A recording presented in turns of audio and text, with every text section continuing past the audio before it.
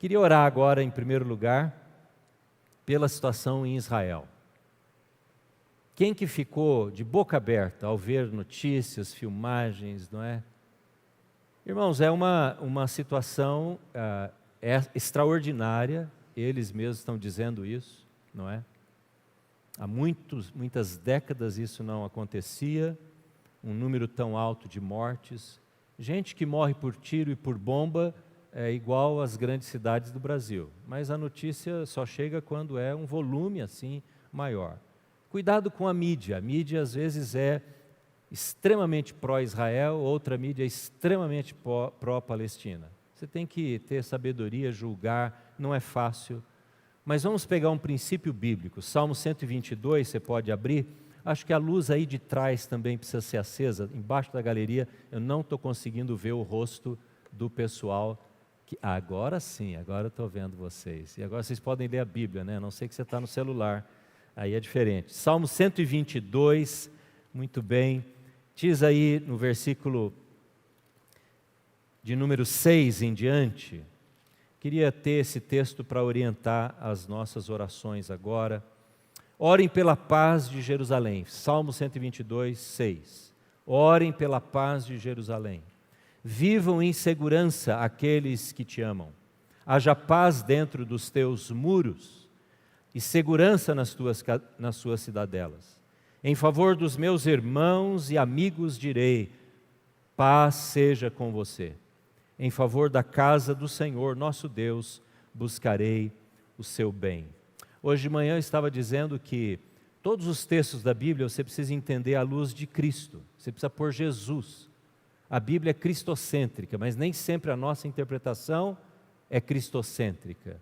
Então, quando a gente vê um versículo como esse, a tendência natural é dizer: Deus é a favor de Israel e é contra os palestinos, ou os árabes, ou qualquer outro povo. Essa não é a leitura cristocêntrica.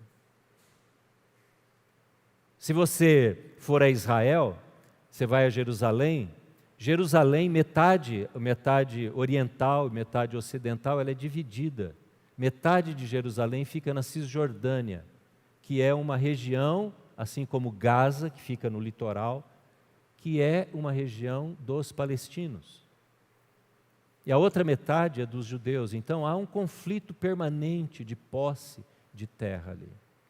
Nós não queremos julgar, analisar aqui, não é o caso aqui, nós queremos orar. Quando Jesus nasceu, houve uma ordem de matança para todas as crianças.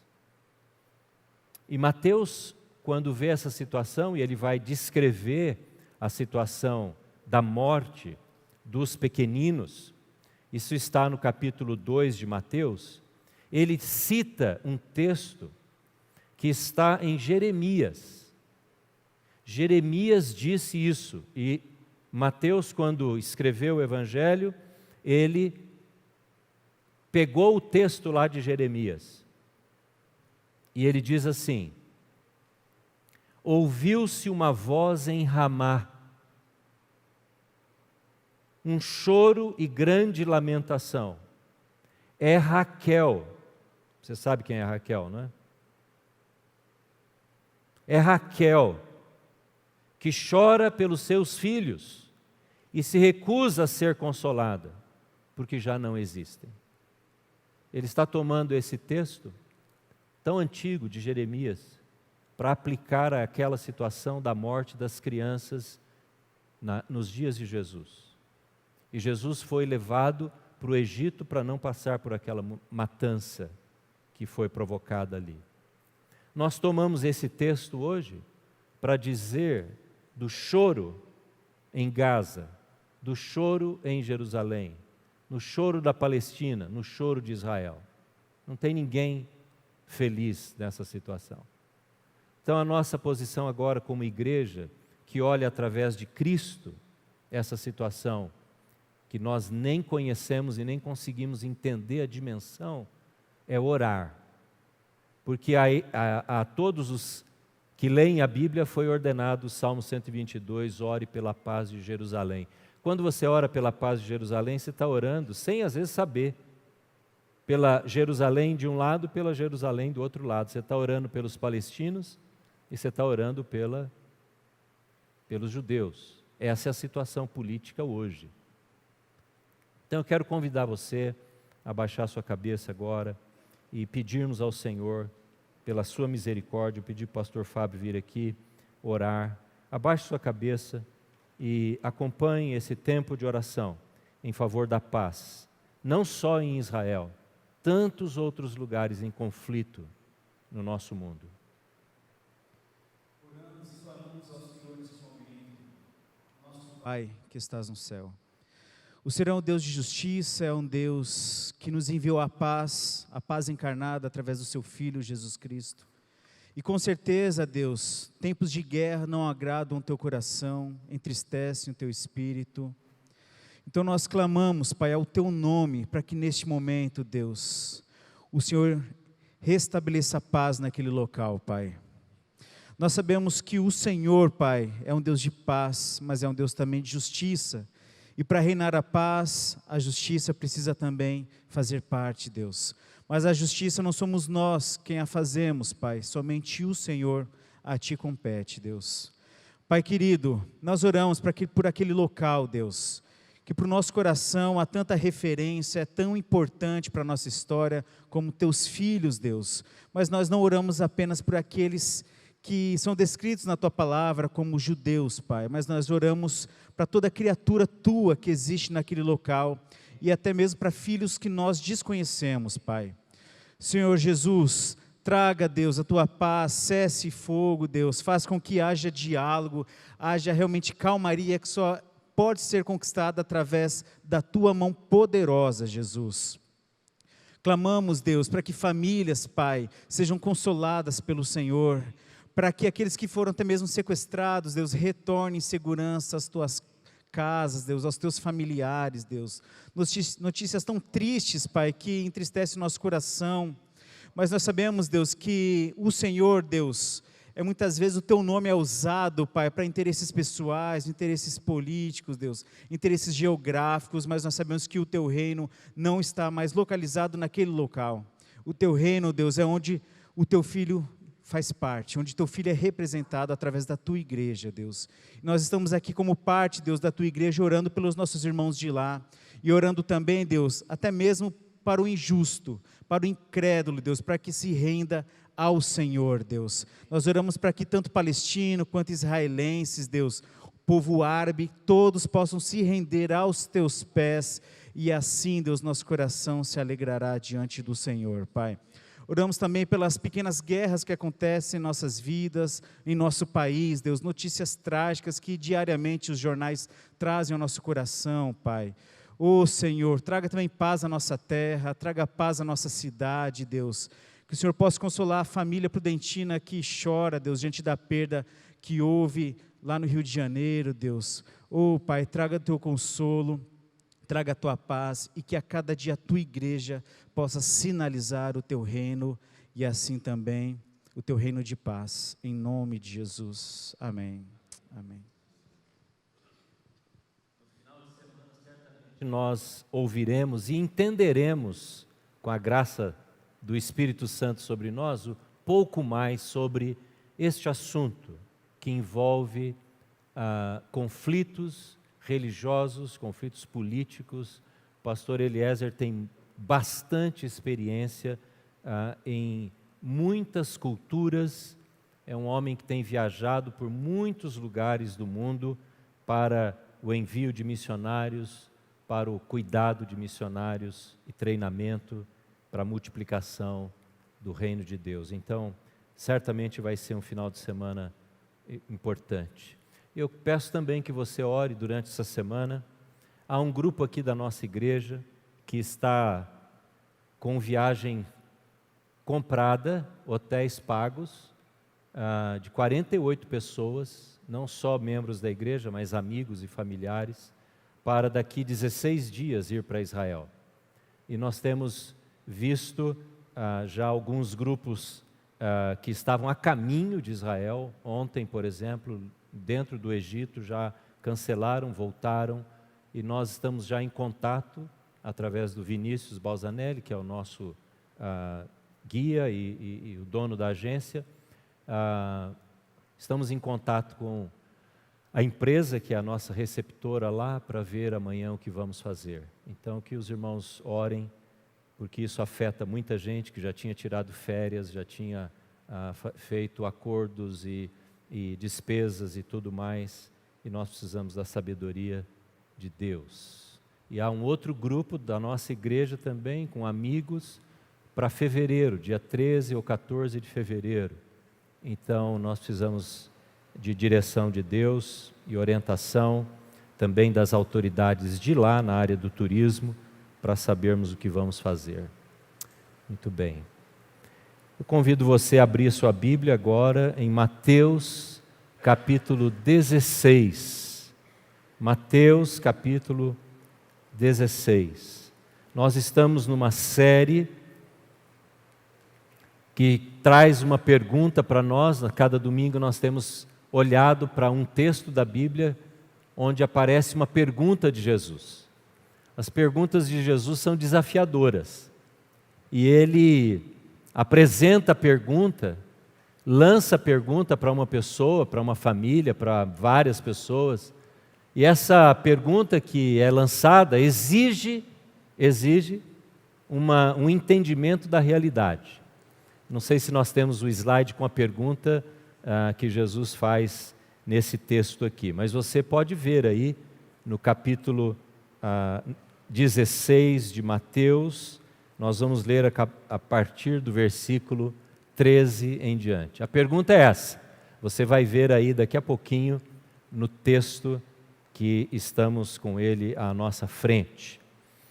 Mas deixa eu primeiro ler o primeiro versículo, 13, o versículo 13, o primeiro versículo da nossa leitura desta noite. E eu convido você que está aqui no templo, você que está em casa, a ler em voz alta aí na sua Bíblia, o versículo 13. Vamos fazer juntos esta leitura para ver onde Jesus estava. Chegando Jesus à região de Cesareia de Filipe, perguntou aos seus discípulos: quem os outros dizem que o Filho do Homem é? Vamos ler mais uma vez?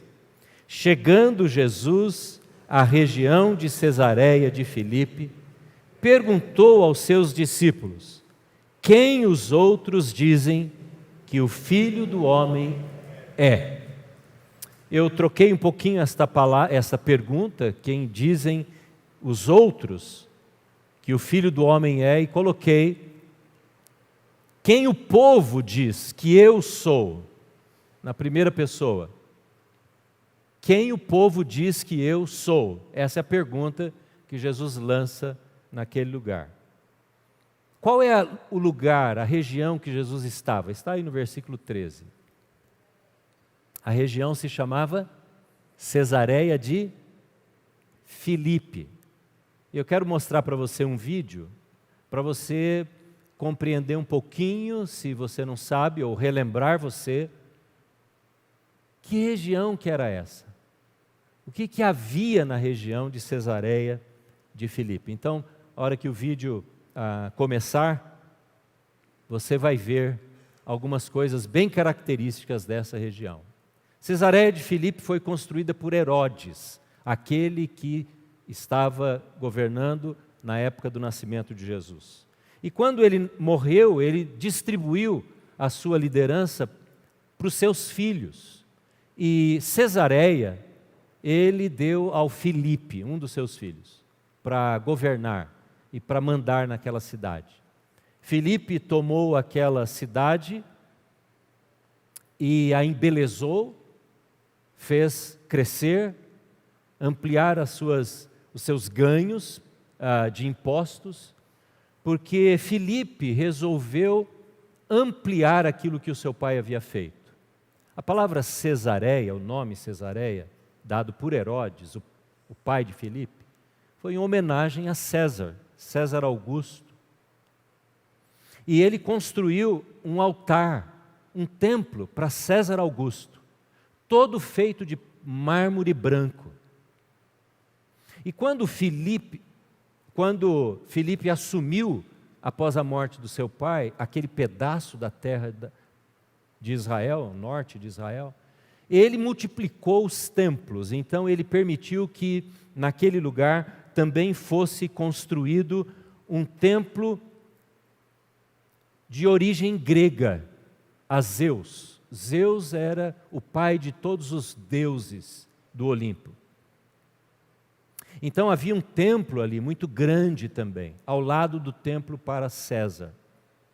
Depois da construção desse templo, um outro templo para uma deusa grega foi também construído, em homenagem, em honra, em adoração à deusa Nêmesis, a deusa da vingança. Depois, ao lado desse templo, havia um outro templo que foi construído para a mulher do César Augusto, Lívia.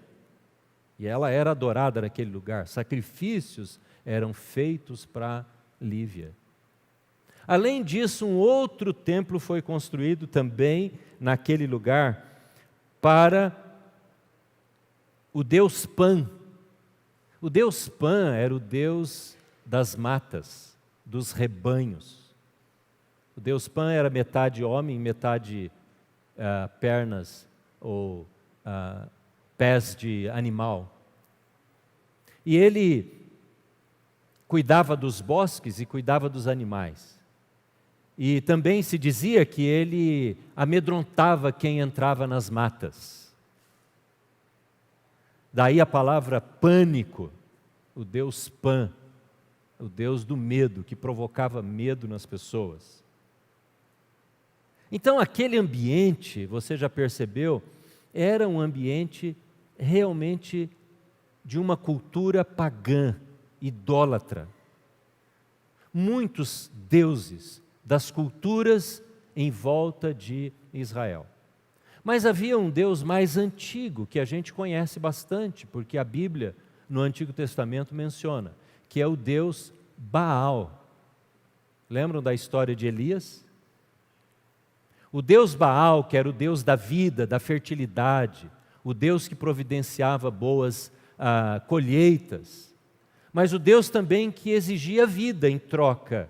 E naquele lugar, antes de Jesus, séculos antes de Jesus, crianças eram sacrificadas. E havia um paredão de pedra, onde embaixo dela, lá no sopé desse paredão, os templos foram construídos. Crianças e pessoas eram atiradas lá do alto, para honra e louvor e sacrifício do Deus Baal. No pé desta montanha, deste paredão muito alto, de muitos metros, havia, e há até hoje, uma cratera, uma gruta muito grande, que era chamada a Boca do Inferno, onde aqueles que não se dobravam diante desses deuses eram enviados. Então as pessoas tinham medo daquele lugar. O texto diz aí que, chegando Jesus à região de Cesareia de Filipe, chegando de onde? Onde Jesus estava? Se você olhar um pouquinho para trás, você vai ver que Jesus tinha feito a segunda multiplicação dos pães. Ele estava na região do Mar da Galileia, do Lago da Galileia, atendendo as pessoas, curando os enfermos. E aí ele toma os seus discípulos e ele decide andar 50 quilômetros para o norte, distante, lá no fim da terra da nação de Israel, lá na divisa com a Síria, lá na divisa, até hoje, é bem perto da divisa com a Síria. E lá neste lugar, ele faz uma pergunta aos seus discípulos. Agora eu quero que você volte a essa pergunta, que está aqui na tela. Jesus pergunta: quem o povo diz que eu sou? Ele está numa cultura, num lugar onde as pessoas adoravam os seus deuses e decidiam quem eles queriam servir, adorar, cultuar, sacrificar. E além desses deuses que eu mencionei, na encosta desse paredão, se você procurar na internet, você for lá visitar, você vai ver pequenos altares que foram cortados na rocha, além dos templos que foram construídos no chão, para outras divindades. Então Jesus quer ouvir dos seus discípulos. O que é que o povo está dizendo sobre mim? Mas quando você ouve essa pergunta de Jesus, talvez possamos cair no erro de imaginar que Jesus está tendo aqui, quem sabe, uma crise de identidade, diante daquela confusão. Ele diz, nossa, talvez eu não saiba bem quem eu sou. Eu preciso fazer uma enquete aqui, não é? Eu preciso perguntar o que essas pessoas, porque isso é importante para mim, eu preciso arrumar seguidores, eu preciso que as pessoas creiam em mim. Parece que Jesus está aflito, angustiado, querendo conhecer o pensamento, uma pesquisa sobre o pensamento daquelas pessoas, do povo. Ele não identifica sobre quem ele estava falando. Mas Jesus não está nem um pouco preocupado com a sua identidade. Porque Jesus sabia bem quem ele era. O que Jesus tem é uma estratégia de fazer com que aqueles discípulos soubessem claramente quem ele era, e a partir dali, então, uma verdade fosse estabelecida. Veja, tem alguém animado lá fora conversando, não tem? Já estão vendo, viu?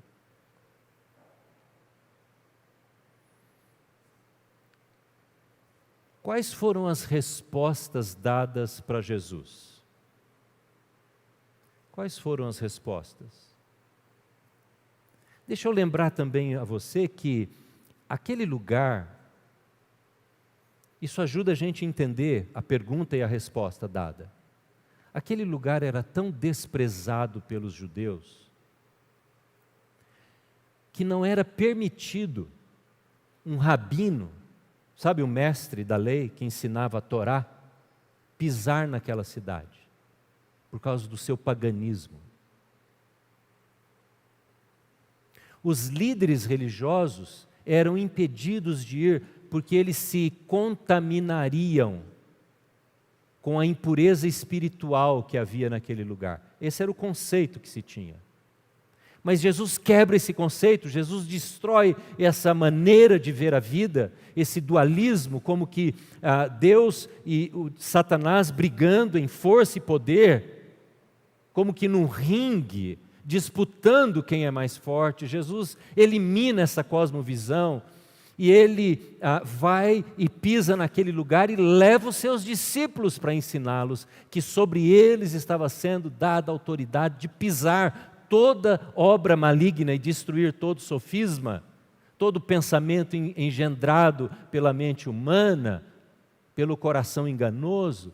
E Jesus vai lá e pisa naquele lugar, leva os seus discípulos a essa experiência. Que coisa extraordinária, a maneira como Jesus lida com aquilo que era comum aos que viviam naquele tempo, não chegar perto do que era aparentemente mal. É como aquela pessoa que tem medo de passar numa encruzilhada onde tem aquelas garrafas de bebida, aquela galinha morta. Você não precisa ter medo, você não precisa ir lá e simplesmente desprezar e debochar daquilo, mas nós não temos nenhum receio de nenhuma iniciativa, de nenhum poder que poderia estar estabelecido por detrás destas coisas que são até hoje e comumente praticadas por pessoas. Nós não temos medo, receio de discutir com uma pessoa que não crê no poder de Jesus, que rejeita a obra de Cristo. Você não precisa ter medo, e aliás, nós precisamos preparar a nossa juventude, os nossos adolescentes, as nossas crianças, para viver neste ambiente anticristão, nesta cultura que afronta a fé cristã, sem medo de nos posicionarmos, de respondermos mesmo que não tenhamos nem todas as respostas para as perguntas, os desafios, e aí nós precisamos nos preparar para isso.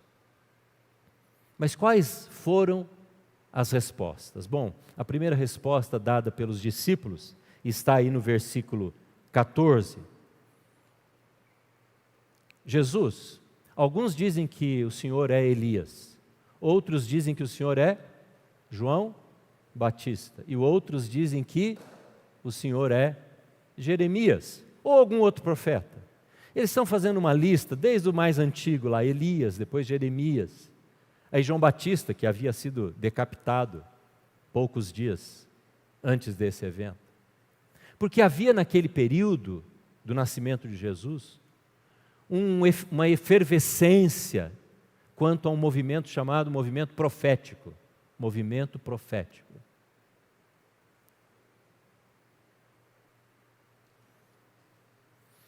Porque o judeu que havia vivido debaixo da opressão de vários povos, agora estava debaixo da opressão dos romanos. E os profetas, esse movimento profético, esperava-se que algum profeta fosse levantado por Deus para guerrear, para combater esses povos que vinham para oprimir, para dominar.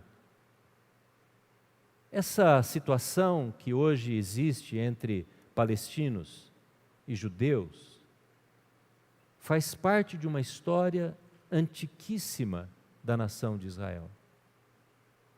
A terra de Canaã foi comprada, esta terra inicial para onde Josué levou as tribos, foi comprada por Abraão. Se você pesquisar, você vai ver que Abraão, quando passou por ali, vindo da terra dos seus pais, de Harã, ele compra esta terra. Só que depois de muitos anos, quando o povo está cativo no Egito, ele retorna para esse lugar, o povo, sob a liderança de Moisés e depois de Josué, e na verdade vai tomar posse de uma terra que foi adquirida com dinheiro. Talvez não toda a Palestina, não toda a nação de Israel, mas aquele lugar onde foi a entrada, nas terras de Jericó, onde aconteceram as primeiras batalhas. Aquela terra foi comprada por Abraão. Então eles vieram como descendentes de Abraão, de Isaac, de Jacó, para tomar posse desta terra de novo. E aí o que acontece é que outros povos estavam habitando na terra. Cadeira vazia, cadeira tomada. Foi isso que aconteceu com a terra. Então eles esperavam que nos dias de Jesus surgisse algum profeta. Por isso alguns olhavam para Jesus na perspectiva de Elias, que foi aquele que combateu Acabe, que combateu a adoração a Baal, que combateu Jezabel naquele grande duelo, não é? Entre Elias e os profetas de Baal. Outros diziam que era João Batista, porque João Batista afrontava a autoridade e ele chamava ao arrependimento. Outros diziam que ele poderia ser da linhagem de Jeremias e assim por diante. Mas essa resposta não satisfaz Jesus. Porque, na verdade, ele não está querendo saber o que o povo diz. Você acha que Jesus não sabia o que o povo dizia? Jesus não precisava que alguém o comunicasse o que o povo pensava acerca dele. E aí, então, ele se dirige aos discípulos propriamente. E no versículo 15, veja aí o que ele diz aos discípulos. E vocês? Quem vocês dizem que eu sou? Então, na verdade, são duas perguntas acerca da identidade de Jesus. Uma ele pergunta aos discípulos sobre o povo e a outra ele pergunta aos discípulos sobre eles mesmos. O que eles pensam sobre Jesus? E vocês? O que vocês dizem que eu sou?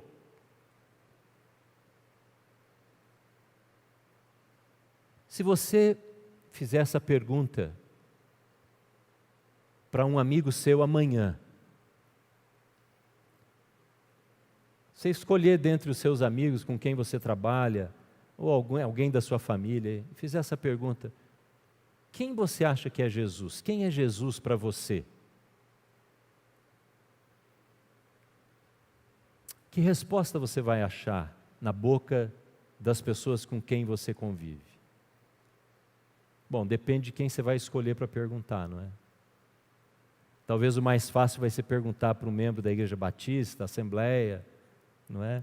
Um irmão membro da célula, alguém que você sabe que entende um pouco sobre Jesus, não é? Mas a pergunta, se for feita para todas as pessoas com quem nós nos relacionamos, você vai ver uma variedade, uma gama de respostas que vai desde um mestre, um exemplo, um inspirador, o inspirador das artes, das pinturas, dos poemas, alguém que deve ser seguido, ou alguém que de fato não tem muito significado, a não ser aquele que que é colocado numa cruz para, quem sabe, trazer proteção, uma crença, uma crendice sobre quem é Jesus. Tem uma variedade de respostas. Mas se você tiver que dizer, você for indagado, se a pergunta se voltar para você, o que você vai dizer? O que você responderia? O que cada um de nós aqui, diria se você tivesse uma frase, quem sabe 2 palavras para falar sobre quem é Jesus? O que você diria? Pedro recebeu uma revelação de Deus. Ele conseguiu colocar toda a história da Bíblia em 2 frases. Quais foram essas frases? Ele conseguiu enxugar todo o Velho Testamento e ainda o Novo Testamento, que estaria ainda sendo escrito, que seria escrito depois de Pedro, por ele mesmo, por Paulo e pelos outros. Ele conseguiu dar esta resposta sucinta, curta.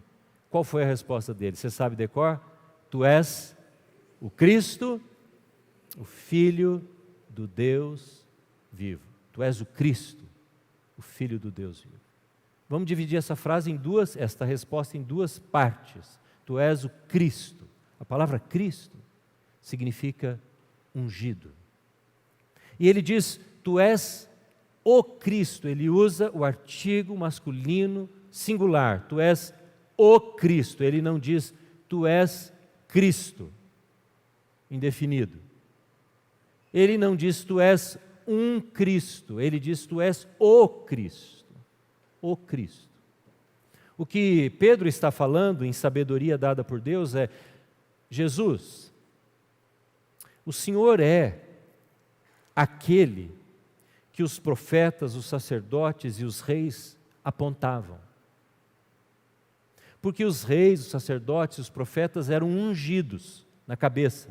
Lembra da unção que cai da cabeça de Arão, lá do Salmo, e desce para as suas barbas?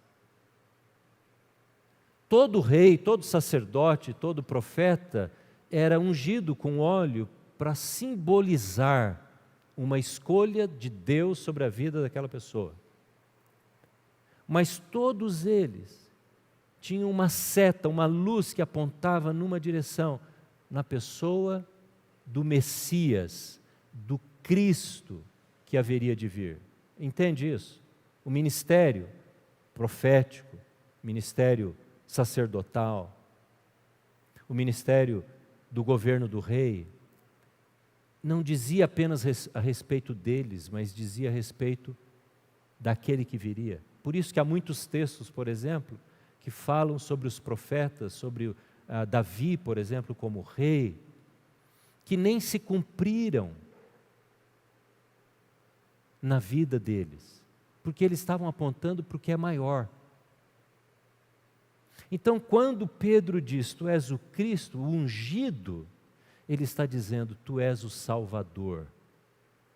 Tu és o Salvador. Como o rei era visto, como o profeta era visto, como o sacerdote era visto, que apresentava o animal para ser morto. O sacerdote fazia isso.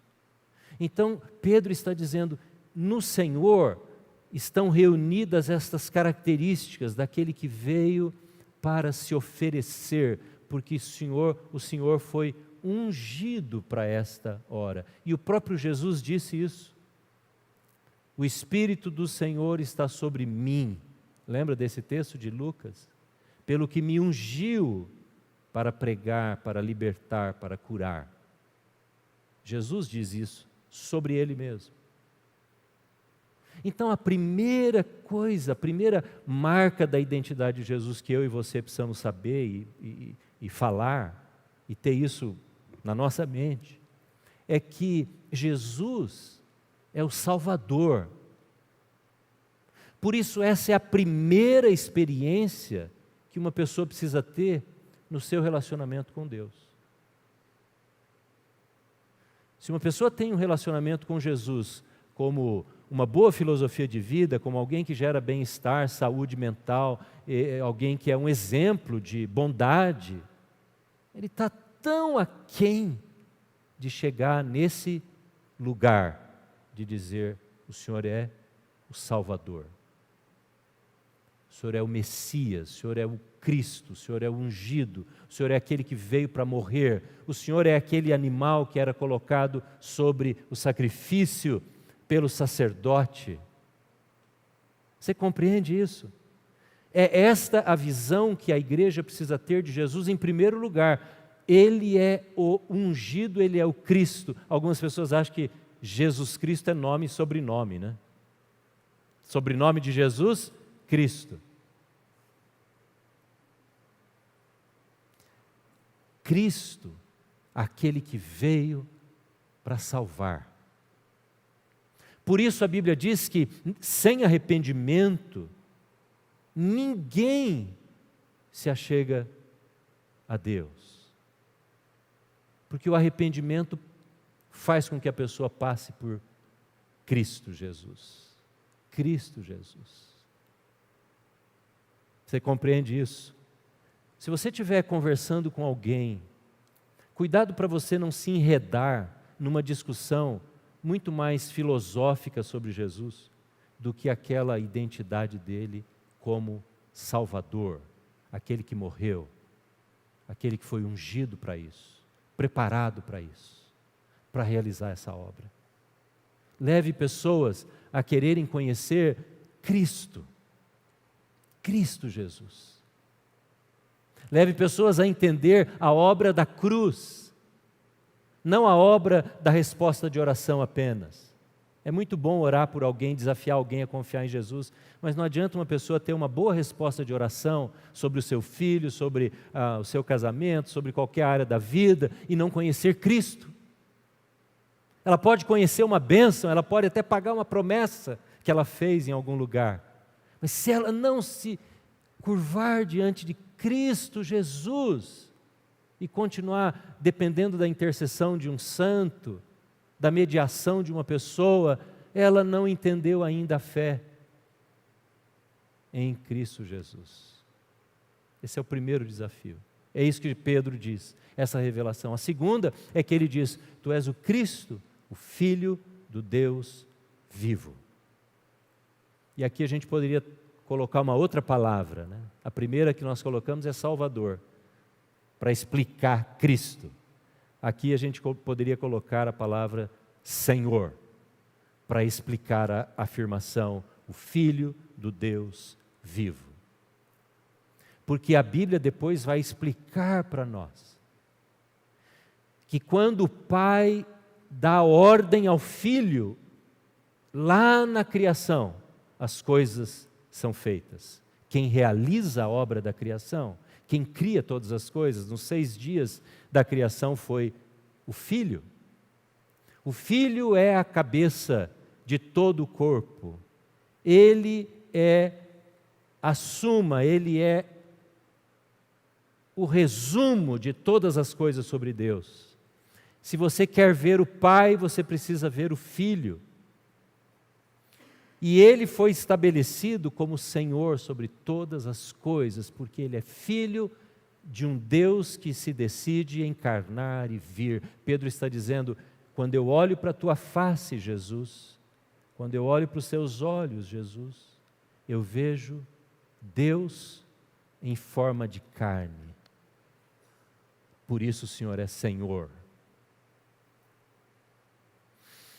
Quando Jesus ouve isso, aí ele dá essa notícia extraordinária para Pedro, que está aí no versículo seguinte, no versículo 17, ele diz, feliz é você, Simão, que homem abençoado você é, Simão, porque não foi carne e sangue, não foi a sua cabeça que engendrou essa resposta, mas foi o Espírito Santo, foi Deus quem te revelou. Que era tão extraordinário para aquele homem poder compreender isso. E ele diz, foi o Pai que revelou a você.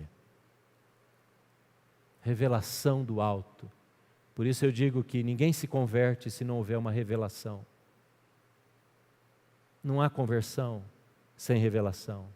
Não há entendimento da palavra de Deus sem revelação. Uma pessoa pode ler este livro durante a vida toda com uma perspectiva religiosa, filosófica ou de conhecimento da história, mas nunca ter passado por uma revelação dada por Deus.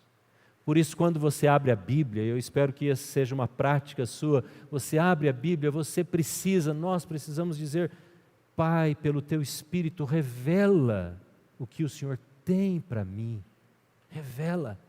Abre os meus olhos, porque eu não quero ver a palavra, eu quero ter a revelação. Eu não quero apenas ter o conhecimento do versículo, eu não quero apenas memorizar a Bíblia, eu quero ter revelação espiritual do que isso significa para a minha vida. Essa é uma oração que os pais, nós pais, avós, deveríamos fazer todos os dias pelos nossos filhos. Quando eu ensino uma história, né? Em casa a Jane e eu, sempre estamos tentando ensinar histórias da Bíblia para os nossos netinhos, para a Nina e para o Oliver, mas aqui no fundo da minha cabeça, sabe, aqui atrás, eu estou orando. Quando eu ensino a história da escada de Jacó, e ele já sabe repetir essas histórias, os dois, e eu ensino a história qualquer da Bíblia, de Abraão, de Isaac, e aí ele vai completando a história. Eu digo, Deus, que um dia essa história se torne vida, revelação no coração e na alma dessas crianças. Essa é a oração que você tem que fazer, por você, pelos seus filhos, pelos seus amigos. Essa é a nossa oração diante de Deus. E Jesus conclui, ele diz, Pedro, você é uma pedra lascada, uma pedra pequena, é o significado da palavra Pedro. Mas sobre esta pedra, não é sobre você, pedra lascada, pedra pequena, sobre esta pedra que você acabou de falar, esta declaração se transformará numa pedra fundamental, onde eu edificarei a minha igreja. Pedro, ele entendeu tanto essa lição, que ele não era a pedra, que ele não era a pessoa fundamental ali, que quando ele vai escrever a sua primeira carta, ele diz assim, a pedra fundamental, capítulo 2, a pedra fundamental que os homens rejeitaram, essa pedra se tornou a pedra fundamental de todo o edifício. Ele estava se referindo a Jesus. Ele aprendeu o que Jesus falou. E Jesus diz, sobre esta pedra, Pedro, isso que você acabou de falar, que eu sou o Salvador, que eu sou o Senhor, isto é o resumo da pedra onde eu vou edificar a minha igreja. Aleluia. Essa é a nossa igreja, essa é a igreja de Jesus. Essa é a igreja que está lá na faixa de Gaza, escondida. Há missionários palestinos que moram dentro da faixa de Gaza, falando do Messias Jesus, naquela cadeia humana. Há um número crescente, amados irmãos, de judeus que estão se convertendo a Cristo Jesus e confessando o Messias. Ainda hoje eu estava vendo um vídeo de um culto que estava sendo realizado numa praça de Jerusalém, em Jerusalém, numa espécie de degrau de um anfiteatro, cantando Yeshua, Yeshua, Jesus, o Messias. Porque Jesus está edificando, e quando ele diz edificar, eu fiquei pensando, qual é o significado disso?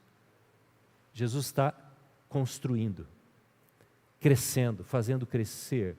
Jesus não vai fazendo remendinhos na igreja dele. Não é como aquela pessoa que vai construindo um cômodo, depois aumenta outro, faz a garagem aqui, depois faz um puxadinho ali para fazer a área gourmet da casa e vai emendando a casa. Não, Jesus tem um plano para a sua igreja e Ele está fazendo a sua igreja crescer. Eu estive há poucos dias, poucas semanas, numa conferência sobre missões e ouvindo testemunho daquilo que está acontecendo em países fechados da África. Nós temos o casal aqui, não é? Pedro e Sorrana, no norte da África. O que Deus está fazendo nesses países fechados é extraordinário. A multiplicação das pequenas igrejas, igrejas de 4, 5, 8 pessoas, que vão se multiplicando. Esses dias eu li uma história do Haiti, e eu fiquei tão intrigado com aquilo, e no livro mencionava o nome do vilarejo, e eu fui olhar no Google Maps para ver o vilarejo do Haiti. Você sabe, o Haiti é destruído, o país mais pobre, talvez o mais pobre de toda a América, de todas as Américas, lá está o Haiti, destruído por terremotos e tudo mais. E um homem recebe um chamado, olha o que Deus está fazendo, o que Jesus faz na igreja, há pouco tempo atrás, meses atrás. Um homem recebe um chamado, vai para aquela cidade, e lá tem o nome da cidade, e eu googlei lá e vi a cidade, um lugar à beira do mar, de pescadores artesanais, uma coisa muito pequenininha, muito pequena, sem nenhum charme, a não ser a beleza da praia. Vai para aquela cidade e vai procurar alguém lá no meio da cidade. E ele saiu e foi. E ele orou e ele dizia, Senhor, eu não sei o que eu vim fazer aqui, com quem eu devo falar. E na rua ele encontrou uma pessoa. E ele estava orando para que Deus desse para ele um homem de paz, como Jesus ensina. Dá para mim, Senhor, alguém com quem eu possa conversar e através dessa pessoa entrar. E aí então, resumindo a história, esse homem vai a Cristo Jesus. Porque ele ouve, naquele cidadão que chega ali, ele ouve a mensagem de Jesus, se converte. Convida-o, ele não tinha hospedagem, não tinha nada, ele convida para esse homem que está ali falando com ele sobre Cristo para ir à sua casa. Ele era um chefe de uma família de pescadores. Ele reúne a sua família, a família inteira se converte numa noite. A igreja começa naquela noite na casa dele. Em 4 meses, eles já estavam contando 10 pequenas igrejas, de 10 a 15 pessoas, nos vilarejos em volta, entre os pescadores artesanais daquela cidade. No meio da pobreza, no meio da dificuldade, do terremoto, Deus está edificando a sua igreja, Jesus está edificando a sua preciosa, maravilhosa igreja, porque foi assim que Ele disse que aconteceria. Eu edificarei a minha igreja. Mas há um último detalhe que eu preciso dizer a você. Quando Jesus fala, eu edificarei a minha igreja, eu creio que Ele está dizendo, eu farei a minha igreja amadurecer.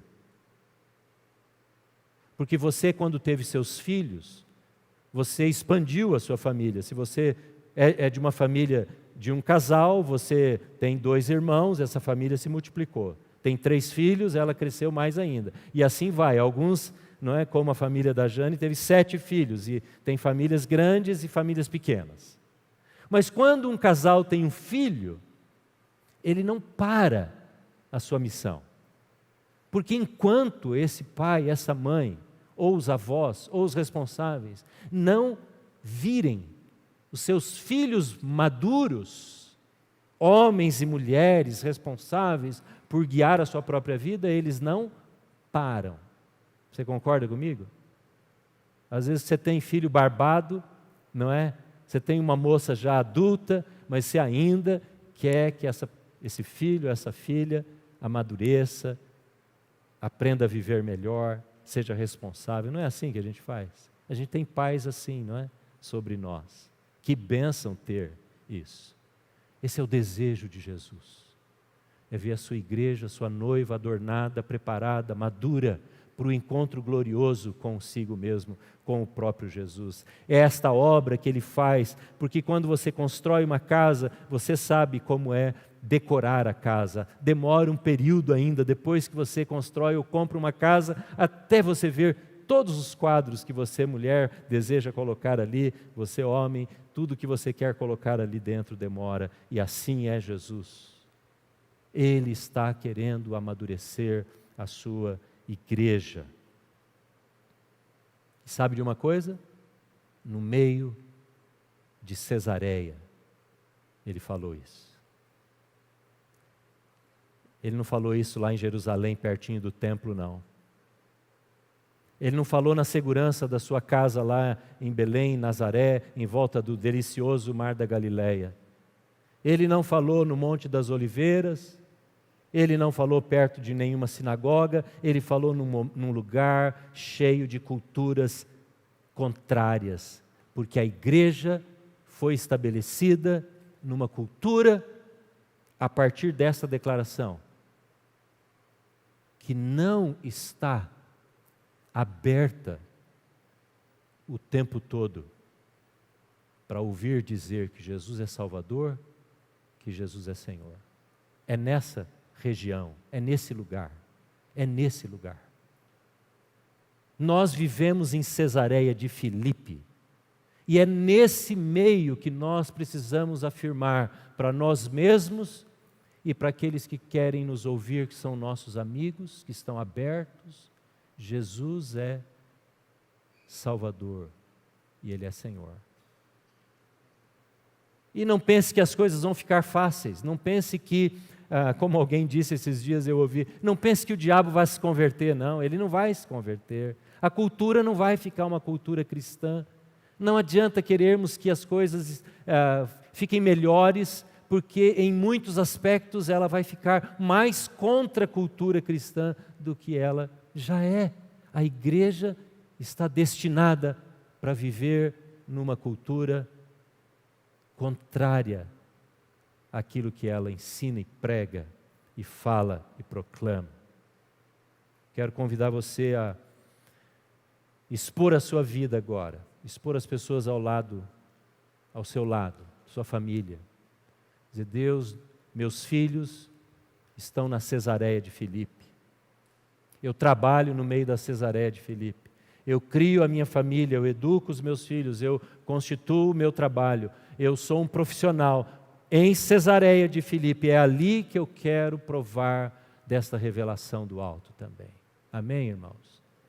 É ali, irmão, é ali, jovem, é ali, mulher e homem, que o Senhor quer revelar o seu poder sobre a sua vida e a sua igreja. É ali mesmo. Por isso nós amamos missões, nós apoiamos missionários, nós fazemos conferência, porque Jesus está edificando a igreja dele, aleluia. Ele está fazendo a obra que é dele. A nós cabe dizer: Senhor, me usa, toma a minha vida nas tuas mãos. Abaixe sua cabeça, vamos orar, vamos honrar o nome de Jesus.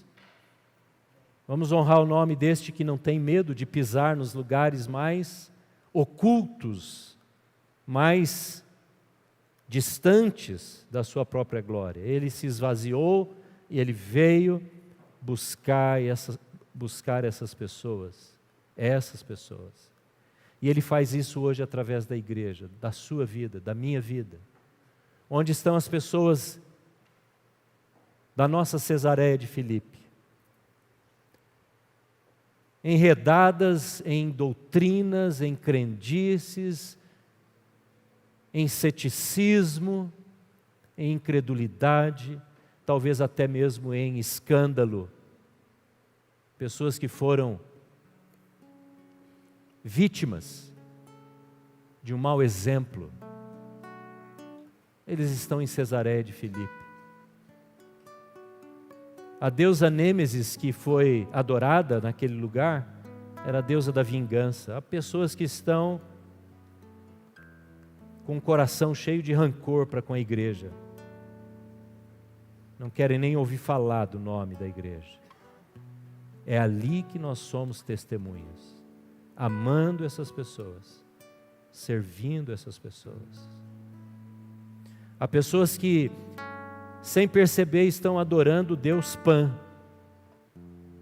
Estão com medo da morte, medo da insegurança na qual vivemos no Brasil, na criação de filhos, na segurança física, às vezes, da enfermidade, a insegurança do mundo, das guerras,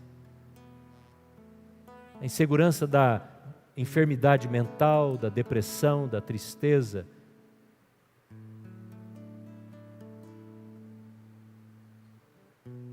É ali que nós proclamamos: Jesus é Salvador e Jesus é Senhor.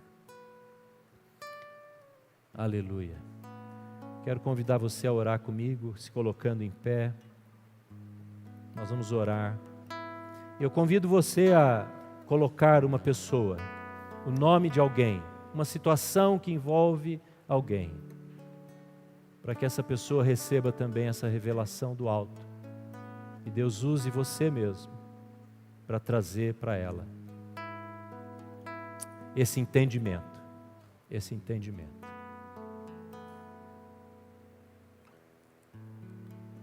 Senhor, nós nos apresentamos diante do Senhor agora. E te louvamos porque Jesus pisou numa terra contaminada, numa terra, segundo os religiosos, que não era digna de receber os mestres da lei, mas Jesus era Senhor de toda a terra. Jesus não era um mestre da lei, Ele era o Salvador, o Messias, o enviado, o Senhor, o governo sobre todas as coisas, aquele que foi entregue na cruz e ressuscitou e ganhou a vida. Por isso Ele vai nas mais profundezas de todo o inferno e Ele arranca aqueles que estão presos pelas garras, pelas unhas de Satanás, que usa situações, usa experiências, usa relacionamentos, usa crendices para segurar essas pessoas. Jesus vai, arranca e toma em suas mãos e põe o seu governo sobre o coração de todo aquele que se arrepende e se coloca diante dele. É esse Jesus que nós adoramos, que nós amamos. E agora queremos orar, Senhor, por pessoas queridas, amigas, familiares, quem sabe filhos, pais. Oramos, ó Deus, para que o senhorio de Jesus seja vivido por nós em nossa casa, em nossa vida, para que Cristo Jesus brilhe através das nossas vidas. Eu oro a Deus para que aqueles irmãos, irmãs, jovens, adolescentes que porventura estão lidando com áreas difíceis na vida, onde Satanás tem ganho espaço, Satanás tem tomado lugar e tem dominado, Senhor, tem escravizado, que haja libertação, que haja autoridade de Cristo Jesus sendo tomada, que não haja um espaço sequer das nossas vidas onde Cristo não seja o Senhor. Oramos por isso, Pai, na nossa casa, na nossa vida, na nossa igreja, nosso local de trabalho, Senhor, sobre a sociedade, sobre aqueles que têm um relacionamento com cristãos. Nós te pedimos, usa a tua igreja para edificar pessoas, para transformar vidas, para salvar, para resgatar, para fazê-las entender do teu amor, Senhor. Glórias e honras ao Senhor Jesus. Aleluia. Glória a ti, Jesus.